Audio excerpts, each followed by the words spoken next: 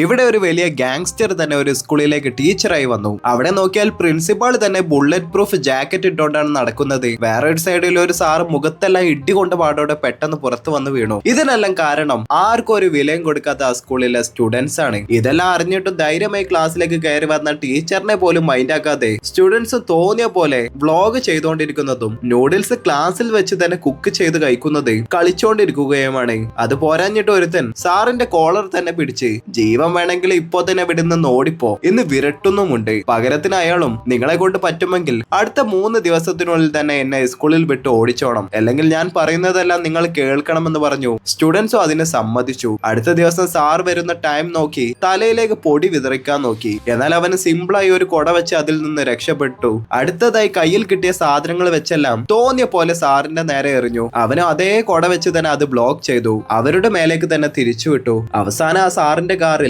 Dummy bomb വെച്ച് പേടിപ്പിക്കാൻ നോക്കി. എന്നാൽ ബോംബ് കണ്ടതും അത് ഒറിജിനൽ ബോംബാണെന്ന് മനസ്സിലാക്കിയ സാറും അത് അവന്റെ എനിമീസ് ചെയ്ത പണിയാണെന്ന് മനസ്സിലാക്കി പിള്ളേരോട് അവിടെ നിന്ന് ഓടി രക്ഷപ്പെടാൻ പറഞ്ഞു. അതിലൊരുത്തനും അത് ഡമ്മി ബോംബാണെന്ന് പറഞ്ഞ് അതിന്റെ സീരിയസ്നെസ് അറിയാതെ കളിയാക്കി കൊണ്ടിരിക്കുകയാണ്. അടുത്ത സെക്കൻഡിൽ തന്നെ ആ കാർ പൊട്ടിത്തെറിച്ചു. അതിനുള്ളിൽ അവരെ അയാൾ സേവ് ചെയ്തിരുന്നു. അതോടെ അയാളും ആ സ്കൂളിൽ തന്നെ ഭയങ്കര ഹീറോ ആയി മാറി.